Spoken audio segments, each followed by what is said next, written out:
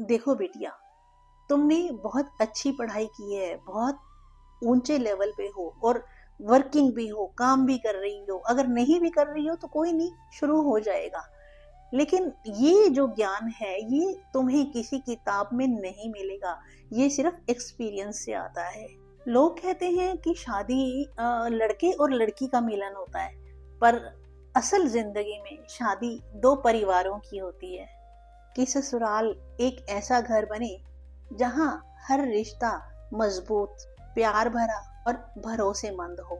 और यही जीवन का असली सुख है बिटिया।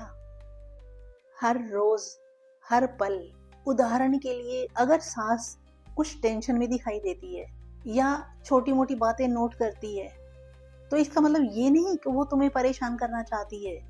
वो तो बस यह नोट कर रही होती है कि इस घर में एक होने के लिए तुम्हें और कहां कहां कुछ बताने की जरूरत है। इस बात को तुम नेगेटिव मत समझो, बल्कि इससे कुछ सीखने की कोशिश करो। अरे बिटिया, मैं तुम्हें एक बात बता देना चाहती हूँ कि अब तुम किसी घर की बहू बनने जा रही हो। और कोई भी लड़की अगर किसी घर की बहू बनने जाती है तो उसको इस बात का ध्यान रखना चाहिए कि वो सिर्फ किसी घर की बहू नहीं बन रही है, बल्कि एक जिम्मेदारी ले रही है। अब वो लड़की नहीं रहेगी, अब वो बेटी नहीं रहेगी। थोड़ा सा फर्क जिम्मेदारी का ही पड़ता है, बाकी प्यार तो बेटियों से भी ज्यादा ही मिलता है। लोग कहते हैं कि शादी लड़के और लड़की का मिलन होता है, पर असल जिंदगी में शादी दो परिवारों की होती है। रिश्ता सिर्फ पति पत्नी का नहीं होता, बल्कि हर रिश्ते की अपनी कीमत, अपनी कहानी और अपनी भावनाएं होती हैं। अगर तुमने ये समझ लिया तो रिश्ता निभाना बहुत आसान हो जाएगा। वरना आजकल जैसा कि तुम देख ही रही हो कि रिश्ता धीरे धीरे खत्म होता जाता है और किसी को पता भी नहीं लगता। समझ तभी आती है जब सब कुछ खत्म हो चुका होता है। और आजकल की लड़कियां ये बात भूल जाती हैं। उन्हें सिर्फ मैं, मेरा, अपनी आदतें, अपनी पसंद, अपनी दुनिया, सिर्फ यही याद रह जाता है। और वो ये भूल जाती हैं कि यहाँ कुछ और भी जरूरी है। समझ रही हो ना? देखो बेटी, ससुराल में सबसे पहली बात कि वहां जाकर सिर्फ पति को खुश रखना ही जिम्मेदारी नहीं है। तुम्हारा काम है हर रिश्ते को समझना। समझना कि कौन कैसे खुश होता है, कौन कैसे नाराज होता है और कौन कैसे सोचता है। उदाहरण के लिए, अगर सास कुछ टेंशन में दिखाई देती है या छोटी मोटी बातें नोट करती है, तो इसका मतलब ये नहीं कि वो तुम्हें परेशान करना चाहती है। वो तो बस देख रही है कि तुम इस नए रिश्ते में कहां तक पहुंची हो। वो तो बस यह नोट कर रही होती है कि इस घर में एक होने के लिए तुम्हें और कहां कहां कुछ समझाने की, कुछ बताने की जरूरत है। इस बात को तुम नेगेटिव मत समझो, बल्कि इससे कुछ सीखने की कोशिश करो। दूसरी ये बात कि बिटिया, ये मत सोचो कि जो तुम्हारे तरीके हैं वही सही है। हर घर की अपनी परंपरा, अपनी आदतें, अपनी चाल होती है। तुम चाहे कितनी भी मॉडर्न हो, कुछ चीजों में एडजस्ट करना बहुत जरूरी होता है।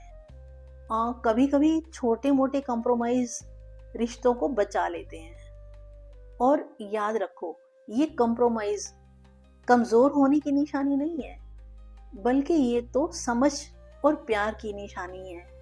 तीसरी बात, अपनी भाषा और अपना अंदाज, अपने रिएक्शन पर कंट्रोल तुम्हारा अपना होना चाहिए। और गुस्से में कभी भी ऐसे शब्द मत बोलो कि बाद में पछताना पड़े या सॉरी बोलना पड़े।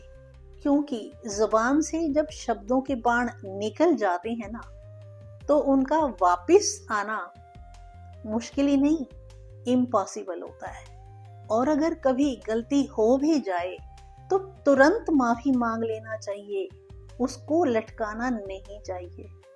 क्योंकि छोटे छोटे मिसअंडरस्टैंडिंग्स ना बहुत बड़े झगड़ों में बदल जाते हैं।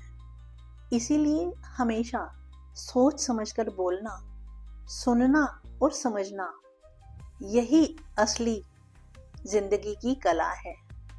और सबसे जरूरी बात, पति को सिर्फ प्यार ही मत दिखाओ, सम्मान और समझ भी दिखाओ। उसे सुनो, उसे समझो, लेकिन साथ ही अपनी बाउंड्रीज भी बनाए रखो। और ससुराल के हर सदस्य के साथ कितना घुलना मिलना है और कितना दूरी बनाए रखना है, ये तुम्हें अच्छे से पता हो। कहाँ किस बात पे रिएक्ट करना है और कहाँ पर चुप रहना है। और चुप रहने के बाद भी ऐसा नहीं है कि चुप ही हो जाना है, बल्कि मौका देखकर उस बात को छेड़ा जाए, वो बात की जाए, तो उसका असर बहुत बढ़िया होता है। देखो बेटिया, तुमने बहुत अच्छी पढ़ाई की है, बहुत ऊंचे लेवल पे हो और वर्किंग भी हो, काम भी कर रही हो। अगर नहीं भी कर रही हो तो कोई नहीं, शुरू हो जाएगा। लेकिन ये जो ज्ञान है, ये तुम्हें किसी किताब में नहीं मिलेगा, ये सिर्फ एक्सपीरियंस से आता है। अब ये मत समझना कि उम्र ज्यादा हो जाने से क्या हो जाता है।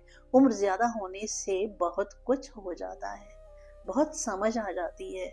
जिंदगी के पाठ जो ठोकर खा खा कर सीखे हो, उनसे बहुत ज्यादा ज्ञान मिलता है। बिटिया, अब आप ये मत समझना कि ये सारा ज्ञान मैं क्यों दे रही हूँ। मैं ये सब इसीलिए बता रही हूँ कि मैं चाहती हूँ कि तुम्हारा रिश्ता जो है वो मजबूत बने, ताकि तुम एक दूसरे को समझो, बिना किसी डर, बिना किसी ईगो के। और जब तुम ये समझोगी ना, तो घर में हार्मनी होगी, प्यार बढ़ेगा और लड़ाई झगड़ा सब बहुत कम हो जाएंगे। याद रखना, रिश्ते तो मेहनत मांगते हैं, हर रोज, हर पल। और जब ये मेहनत सही दिशा में जाती है ना, तो भगवान भी खुश होते हैं। और उनका आशीर्वाद तो इतना होता है कि आप कल्पना भी नहीं कर पाएंगी कि भगवान कहाँ से कहाँ पहुंचा देते हैं। और जिंदगी में सुख और प्यार तो दिन पर दिन बढ़ता ही जाता है। तो मेरी ये सीख याद रखना, समझो, सुनो, एडजस्ट करो, सम्मान दो, प्यार दिखाओ और हर रोज कोशिश करो कि ससुराल एक ऐसा घर बने जहां हर रिश्ता मजबूत, प्यार भरा और भरोसेमंद हो। और यही जीवन का असली सुख है बिटिया। और मालूम है मैं ये सब बातें आपको क्यों बता रही हूँ? क्योंकि मैं चाहती हूँ, दिल से चाहती हूँ कि हमारा आगे आने वाला जो समाज है वो बहुत ही शक्तिशाली बने, पावरफुल बने और प्यार भरा बने। आज ये सब बातें मैं तुम्हें बता रही हूँ और हो सकता है कल को ये सब बातें तुम आगे आने वाली पीढ़ी को बताओ, और ये सर्कल चलता ही रहे। तो दोगे ना मेरा साथ? Thank you.